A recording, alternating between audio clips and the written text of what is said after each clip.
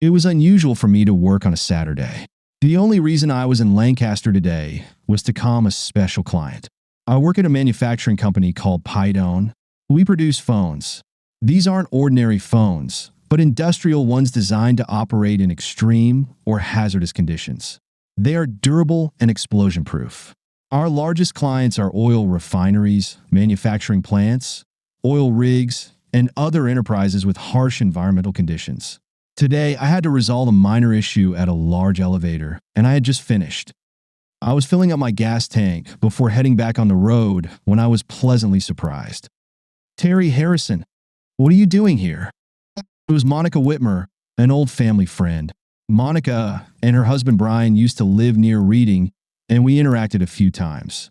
That was a long time ago, and I was glad to see her. "Hi, Monica. I came to Mannheim for half a day to do some work. How are you guys doing?" We chatted for about 10 minutes, and eventually, I followed her to their house for a family barbecue.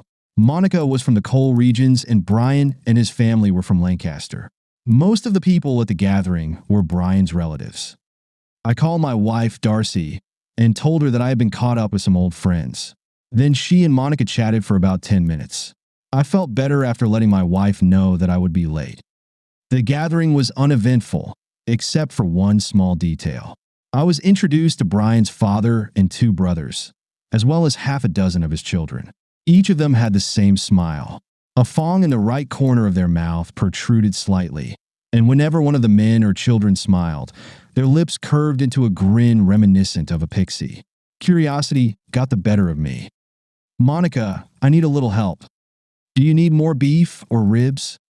No, I'm fine. I was just thinking about the unique smile that all the kids, as well as Brian and his brothers, have." "Oh, you noticed? It's hard not to, especially when you see a whole bunch of them together. It's a genetic trait. Brian, his brothers, and their father have this funny little front tooth. They pass it on to their kids, and their kids will pass it on to theirs. It's pretty cute, isn't it?" I smiled and let her return to her duties as hostess. On the way back to Reading, I had plenty of time to think. Darcy and I had been married for 20 years. I met her in college, and we seemed to hit it off. A few years later, I started working at Pidone and have been with them for nearly 19 years. We have 2 18-year-old twin sons, Ron and Rob, who are starting at the University of Pennsylvania in the fall, and a charming little daughter, Jenny, who just turned 14. We expected the boys to get student loans and grants to cover their college expenses, and we hoped Jenny would do the same. Darcy and I had a good life, a cozy home, and 2 nice cars. In 2 years, I would be eligible to participate in the company's pension plan, and we would have a solid retirement account.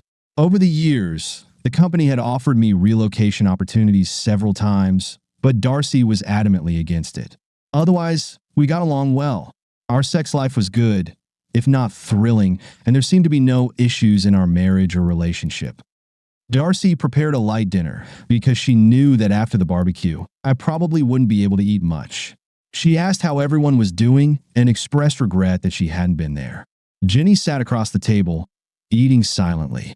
The boys were out somewhere, doing what boys their age usually do. Everything was fine until Jenny looked up and smiled. Her right lip curled, revealing a protruding tooth, and she suddenly resembled a little pixie. My appetite vanished completely, and I excused myself from the table. I had no doubt that Jenny was Brian's daughter. Around the time Darcy became pregnant with Jenny, our sex life and relationship in general started to cool down. Darcy never refused me sex, but the spark and passion were missing. I thought it was natural and didn't dwell on it too much. I got used to mediocre lovemaking and expected that it would be like this for the rest of our lives. I wanted more and would have enjoyed it more, but I didn't want to be picky about it. Now, everything became clear on a different level. From her frequent trips to Lancaster over the past 15 years, I could conclude that their affair was ongoing. I'm not prone to confrontation, but I felt I needed to talk to Darcy about it and hoped I could do so civilly. Hundreds of other questions began swirling in my head, and by bedtime, I felt completely drained. I told Darcy that I wasn't feeling well because of the greasy food and slept on the couch that night. The entire next day, I spent in the garage working on unnecessary projects that I had been putting off for too long. I was trying to kill time and think. The possibilities were endless. I knew I had to take some action, and it had to bring me some sense of satisfaction. I wasn't inclined towards revenge, but I wanted to minimize any chance that my actions would somehow benefit Darcy and her lover. My first priority was to take care of the boys. Even though Jenny wasn't mine, I still loved her and didn't want to hurt her. Although I didn't want to hurt Darcy either. I also wanted to make sure that I wouldn't end up supporting her and Brian for the rest of my life. I was certain that I didn't want to spend more time with Darcy than absolutely necessary. Her reaction during the confrontation would likely determine what I would do in the coming days. I decided that it would be best to have the conversation after Sunday dinner. Darcy was an excellent cook, and that evening's dinner was, as usual, superb. Ron and Rob excused themselves before dessert and went to visit friends. Jenny finished her dessert, and when she went to the living room, Darcy and I were left alone to drink coffee. Something's been bothering you all day, Terry. Do you want to tell me what it is? I guess my thoughts were too obvious. I'm just wondering how long we're going to wait before we tell Jenny who her real father is. I didn't know how else to bring it up. There was a long pause from the other end of the table, followed by a deep sigh. It's surprising how long it took you to figure that out. She remained calm, shifting her gaze from the middle of the table to me. I don't think she needs to know until she's 18, or unless she has some health issues that make it necessary. Everything is fine as it is. We won't gain anything by telling her now. Is that fair? Fair to whom? A stable family life is important for a girl her age. She doesn't need to know. I'll tell her when the time is right. In the meantime, just keep your mouth shut. I was stunned. I had just told my wife that I knew about her infidelity, and somehow she ended up dominating the conversation and making demands of me. I thought she should be apologizing and asking for forgiveness for what she had done, but that wasn't the case at all. She acted as if she had done nothing wrong and that everything would continue as it had, whether I liked it or not. My first reaction was to grab her by the throat, but around that time, I noticed a slight movement in the hallway near the dining room. Jenny had been eavesdropping on our conversation. When I fell silent, I heard her quickly retreating. I decided to handle this calmly. Should we consider getting a divorce? I've just told you that it's important to maintain a stable family environment for a few more years. Divorce is out of the question. What would Jenny and I do if we split up? I think it would be better to wait until she's older and until things settle financially. Everything suddenly became clear. In 2 years, I would have rights to the company's pension fund. In addition to a portion of my salary, Darcy would also be entitled to part of my pension plan when she turned 65. This bitch had been planning everything well in advance. Very well in advance. I had a lot to think about. I sat there motionless, saying nothing. At least we won't have to endure pity sex anymore. That's a big relief. What are you talking about? For the last 15 years, I've had sex with you whenever you wanted, just to keep you from getting suspicious. This went on much longer than I thought it would because you were damn slow to catch on. At least now it's all over. We don't have to pretend anymore. I might even start going to Lancaster more often from now on. I sat there for a few more minutes, and neither of us said anything.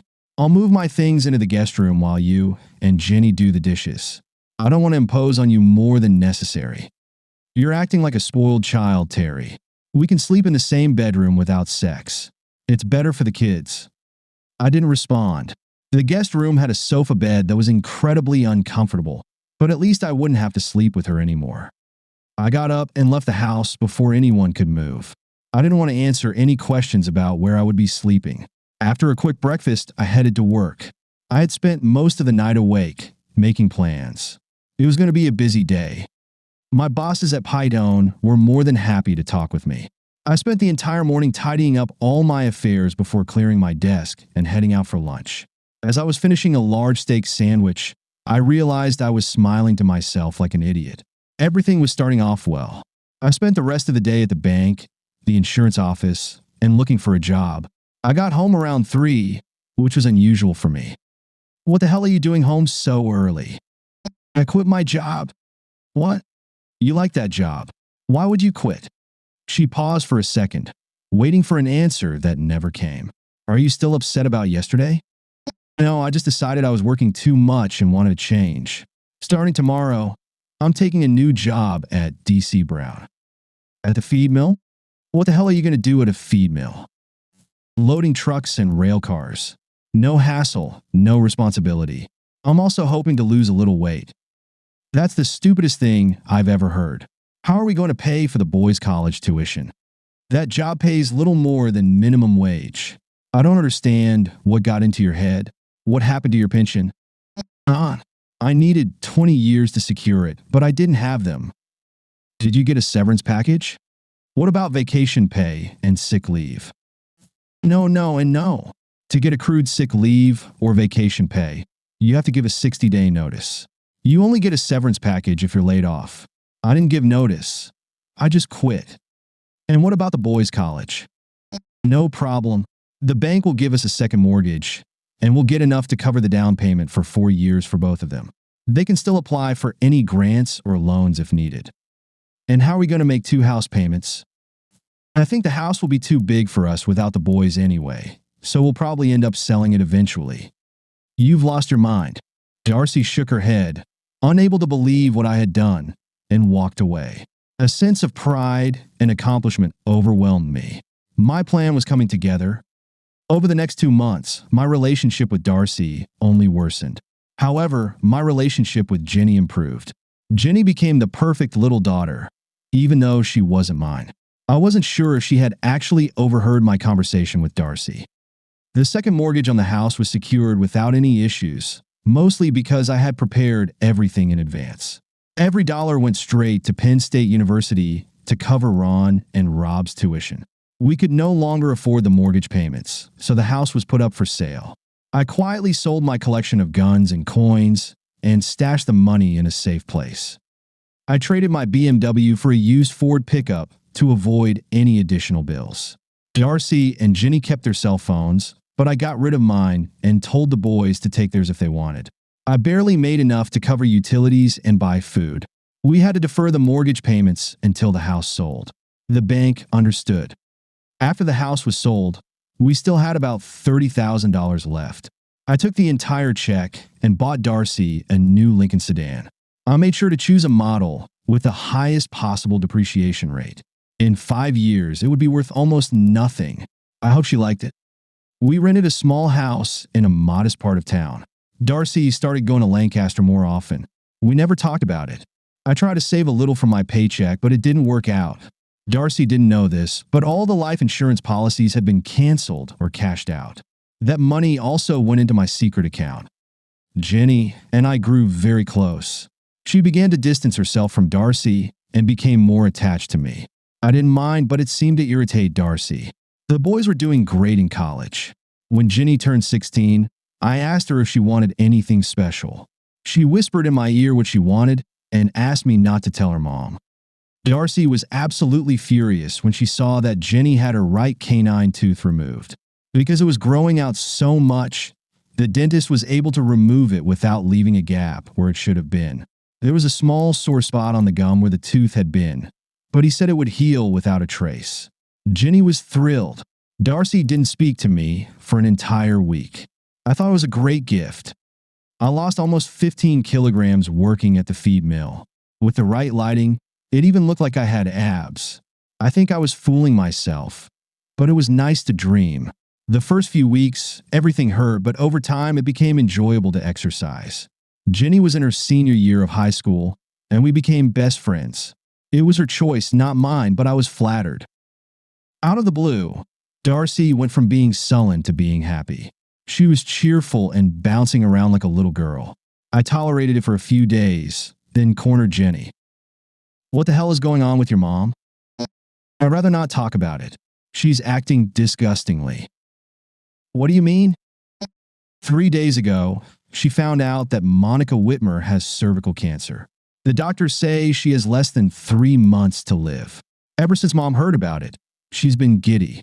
I think it's awful that she's taking so much pleasure in someone else's misery.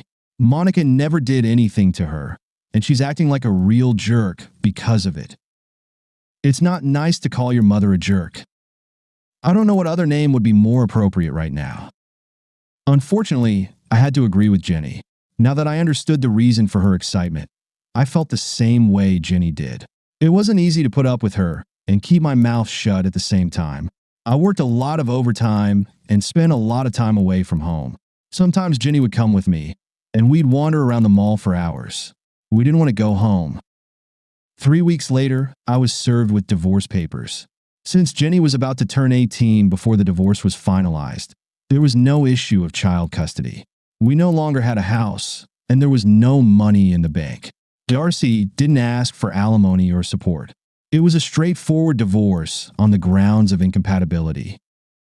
I signed all the papers as they were and quit my job at the feed mill. I stopped by the Pidone office and then quickly visited the bank before heading home. Darcy wasn't there. Jenny said she had gone to Lancaster for a few days to comfort Monica.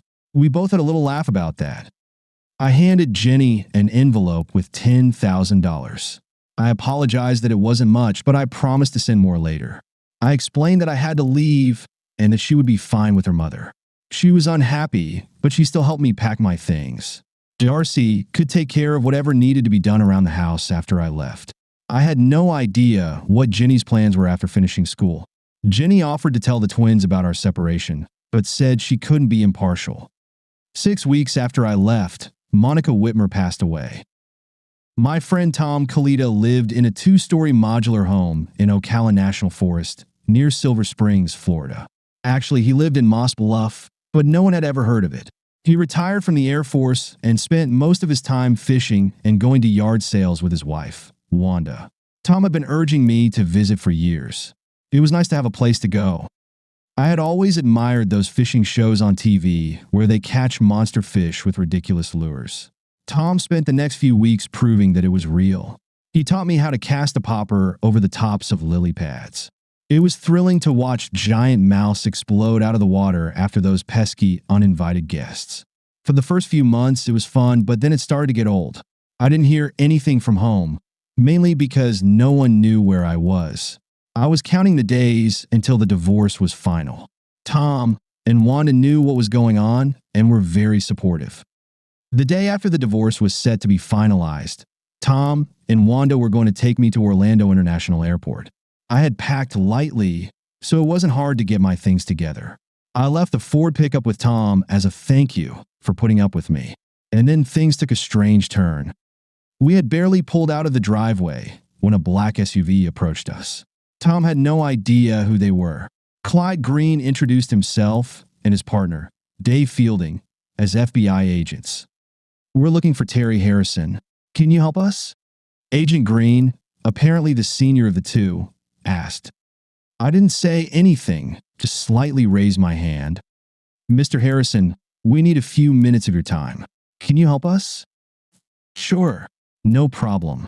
Tom and Wanda smiled slightly at the group and went back inside the modular home. We all sat down at the picnic table on the patio in front of the house. Clyde placed a small recorder and a notebook on the table. "Tell us about your trip to Lisbon, Mr. Harrison." "Nothing special. I'm transitioning to a new job in Lisbon." "Why now?" "I assume you probably know that my divorce was finalized yesterday. I postponed the move until the divorce was official. Is that a problem?" "No, not at all. We're just trying to clarify a few things." "Let's cut the nonsense. What the hell are you doing here? And what the hell do you want?" "I've got a plane to catch, and I don't want to play cat and mouse. Get to the point, damn it." Green and Fielding exchanged glances and shrugged.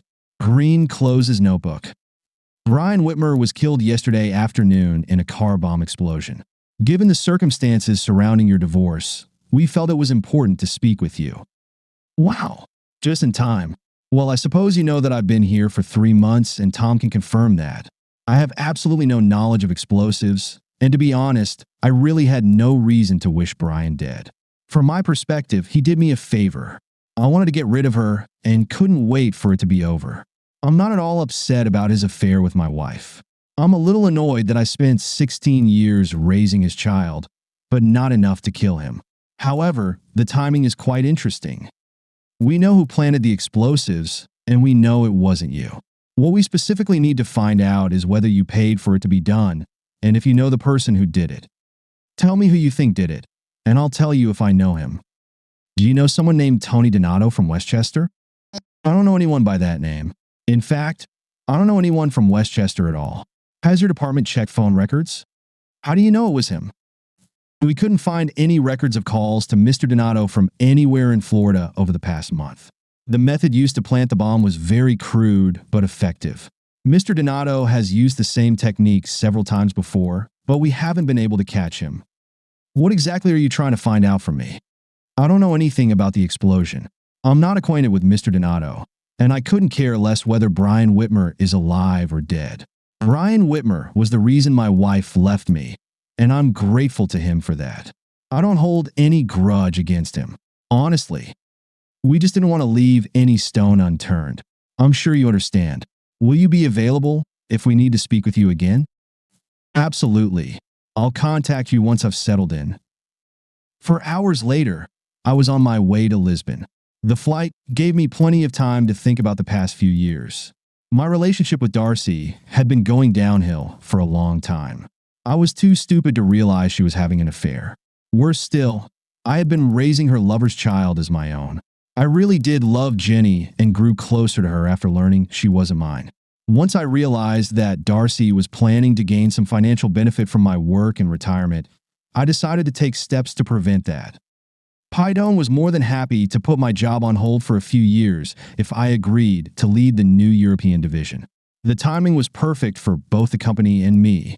I hadn't counted on Brian's wife dying, but Jenny was close to finishing school anyway. My new position as Vice President of Operations at Continental came with a significant pay raise, a generous benefits package, and the reinstatement of my previous pension plan. I had some savings that I had quietly set aside, and all my affairs were in order. I felt guilty for not doing more for Jenny, but I could make up for that later. Ron and Rob were finishing up at Penn State, and they were doing well. I was a bit behind Darcy and Jenny in terms of status, but I hoped to catch up once I got settled. The interview with the federal agents went faster and easier than I expected.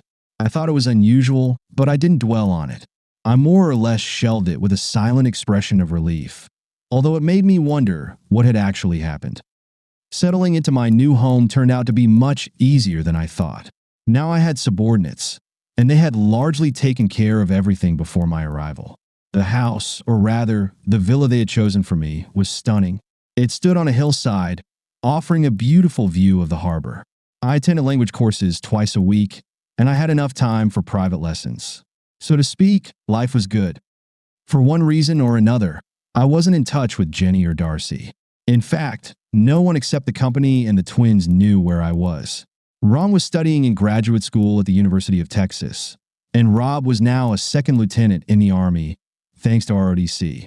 They said Darcy was at the graduation party, but no one discussed living apart or divorce. They readily agreed not to inform her of my whereabouts. They didn't know where she lived or what she was doing, and they avoided asking. Jenny told them everything that led to the divorce and apparently didn't sugarcoat it. It seemed they were a bit upset with their mother. I was proud of all three of my children. A year passed, and everything was going well. In early April, I received an invitation to Jenny's wedding. Unfortunately, I received it about 2 weeks after the ceremony date. In a small note inside, she expressed her wish for me to accept it if I received the invitation on time. I felt sorry that I wasn't there with her. It took my assistant about 2 hours to find out the current address and phone number of Frank and Jenny Connie in King of Prussia. "Hi, Jenny, it's Dad." "Dad? Dad? You got my invitation. I've missed you so much." "Hey, slow down, slow down. It's all good. I'm just sorry I didn't find out about the wedding until it was too late. I'm really upset that I missed it. It was wonderful, and even though you weren't there, everything went perfectly. I really wanted you to walk me down the aisle. Frank is a great guy, Dad. You'll like him. He just got his degree in electrical engineering, and hopefully, he'll start his new job in a couple of months." Jenny was chatting nonstop. She seemed as excited about talking to me as she was about the wedding. I was happy for her. "I didn't get you anything. What do you need or want?" "I need to see you and introduce you to Frank. Can you come visit me?" "Not right now, but why don't you and Frank come visit me? I've got a beautiful place and plenty of rooms. I can arrange the tickets if you guys can figure out the timing." Okay. That sounds tempting. Can I call you back tomorrow?" "Give me your number. I love you, Dad, and I miss you. I can't wait to see you. I'll make it work, don't worry. Jenny's new husband had everything a father could hope for. He was handsome, hardworking, and ambitious. I liked him, and I felt confident he would take good care of my daughter. Although I knew Jenny wasn't biologically mine, I loved her as if she were my own daughter. Jenny was eager to tell me about her mother. After Brian's death, Darcy felt alienated from his family. They seemed to believe that she was somehow responsible for what happened to Brian. There were also rumors about her affair with Brian behind Monica's back, which made her an unwelcome guest in the family. Without Brian, Darcy had no means to support herself. She was now working at a diner on the turnpike and living in a trailer near Lancaster. While Jenny was getting dressed so we could go out for dinner, I had a little one-on-one chat with Frank. Any specific plans after college, Frank? Mostly just work. Jenny has agreed to move wherever we need to go, so that makes things a lot easier. I'd prefer to find a job I enjoy rather than getting stuck in a place I don't like. I think I can understand that. For about 10 minutes, we talked about what he studied at Drexel and what kind of job he was looking for. Surprisingly, he spoke Italian quite well.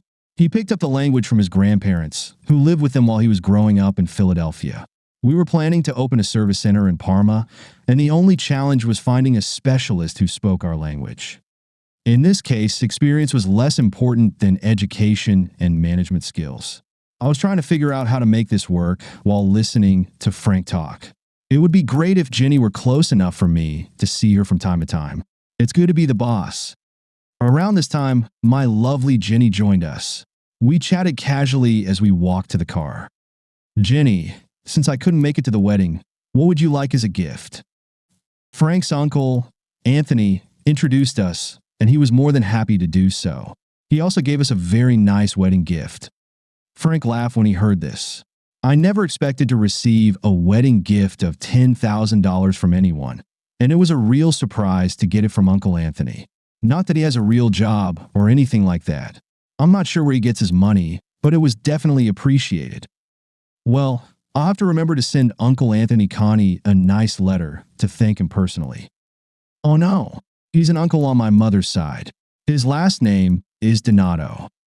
I glanced at Jenny, and a slight smile appeared on her face, like a pixie's, only without the protruding teeth.